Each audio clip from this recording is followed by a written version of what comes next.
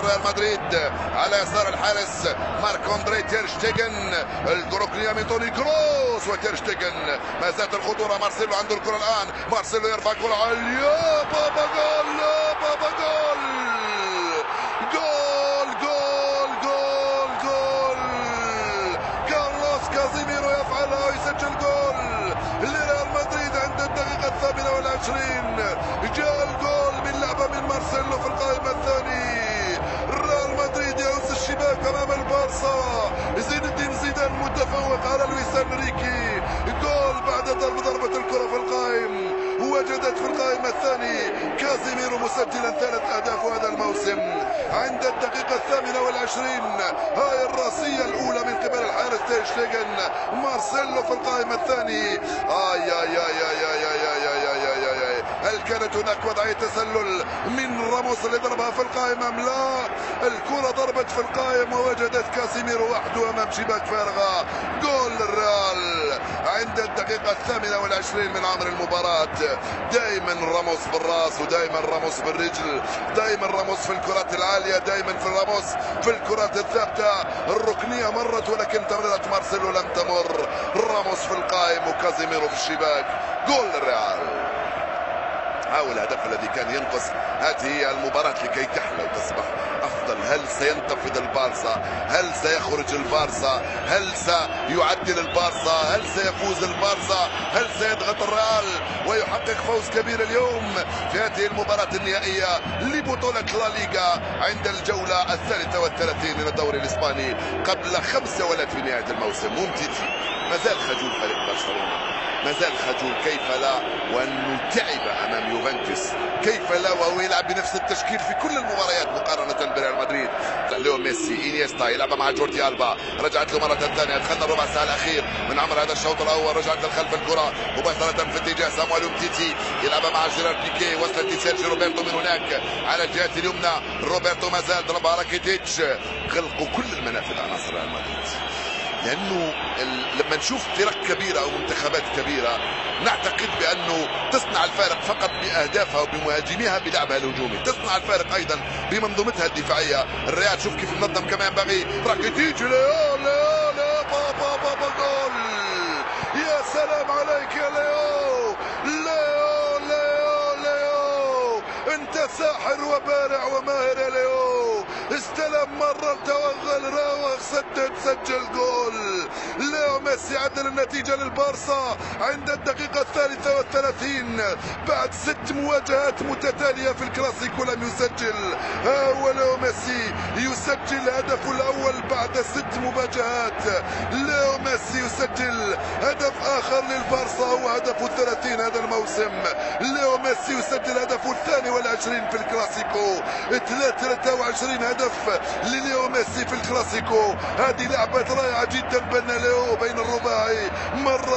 مرر واستلم توغل وراوغ سدد وسجل جول. هو هدف التعديل للبارسا عند الدقيقة 33 من عمر اللقاء. البارسا في أسوأ أحوالها تعدل النتيجة أمام ريال مدريد وتبعث اللقاء من جديد أمام أنظار كريستيانو.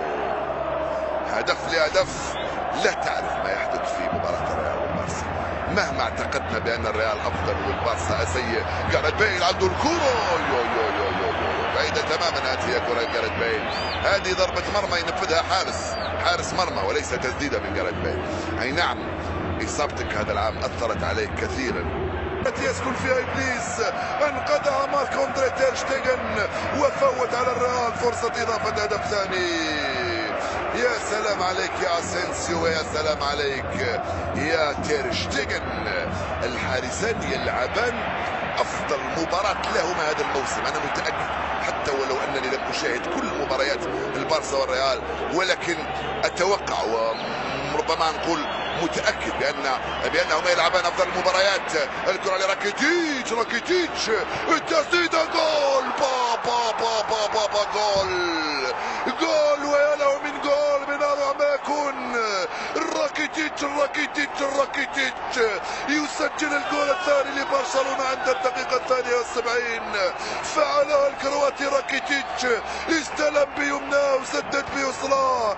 جول من اروع ما يكون يا راكيتيتش.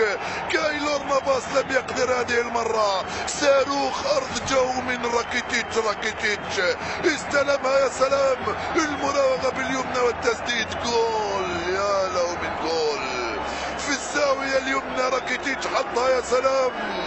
جول ثاني لبرشلونة في سانتياغو برنابيو. إذا بقت النتيجة هكذا يبعث اللقب من جديد. الآن برشلونة في ريادة ترتيب الدوري الإسباني. يا سلام عليك يا راكيتيتش، هدف ولا أروع، هدف في منتهى الروعة من راكيتيتش لصالح فريق برشلونة. 7 أهداف راكيتيتش يسجلها بهذا الشكل. فرحة كبيرة جدا عند لويس انريكي، كيف لا، وهو متفوق على الريال في سانتياغو في افضل احواله بهدفين مقابل هدف واحد، بعدما كان خاسرا بهدف مقابل 0.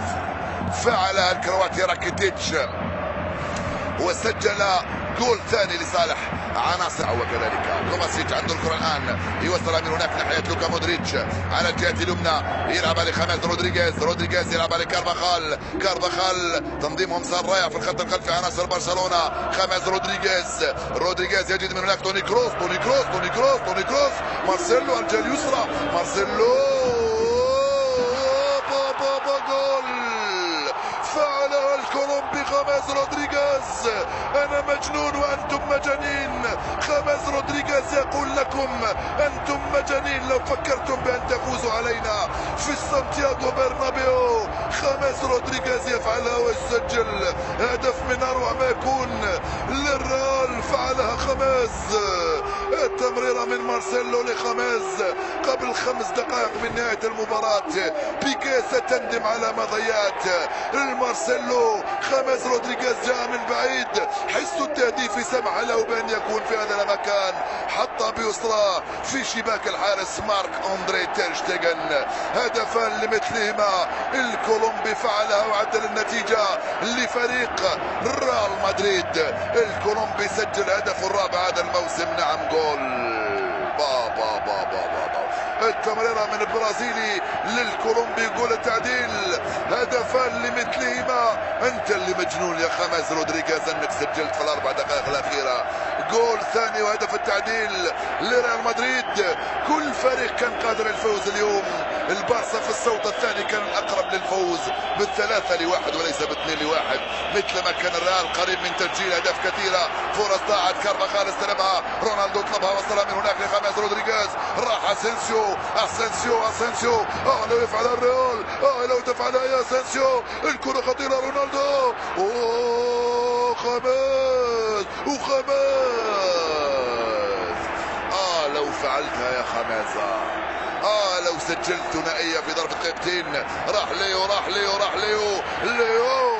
يخطئ هنا من امام ناتشو، من امام انطلق. هل سيقتلهم روبرتو؟ الثواني الاخيره زاد في السرعه. من هناك وصلت الكره في اتجاه اللاعب اندري جوميش. الخرطه خطيره، جول.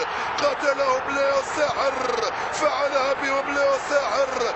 ميسي المنقذ، ميسي العملاق، ميسي المبدع، اسقطهم جميعا في سانتياغو برنابيو. يجب ان تكون ليو لكي تفعل بالريال ما فعله الان. اسقطهم وابكاهم وارعبهم. ميسي الساحر، ميسي المنقذ، ميسي المبدع. ما فعله اليوم ليو لم يسبق وان فعله من بعد. نعم ليو، انت العملاق، انت البارع، انت الرائع، انت الكرة، انت برشلونة، انت الارجنتين، انت متعة كرة القدم. ياتي من بعيد ليو. سيرجيو روبرتو اختفى وانطلق وراح، انطلق عناصر الريال خطا فادح انهم يغامرون بهذا الشكل في اللحظات الاخيرة وينسون ليو. هايل الكرة، ليو وصل، ليو سدد، ليو لم يسددها ليو بل وضعها في الشباك بهذه الكيفية البارعة. البارعة والرائعة. نعم يا ليو، محظوظون أننا عشنا في زمنك وفي عهدك، بأن أمتعتنا بكل هذا الذي قدمته لعشاق كرة القدم على مدى ال10 سنوات الماضية. ليو ليو ليو ليو يطيح بالريال. الريال في سانتياغو برنابيو 3-2. انطلق سيرجيو روبرتو وكأنه دخل الحين. كنت قلت منذ حين بأنه تعب، ولكن الفضاحة بالريال تقتضي أنه ينطلق بهذا الشكل، وميسي في الوقت المناسب وفي المكان المناسب يفعلها ويسجل. التمريرة كانت رائعة من هناك. الهدف هذا رقم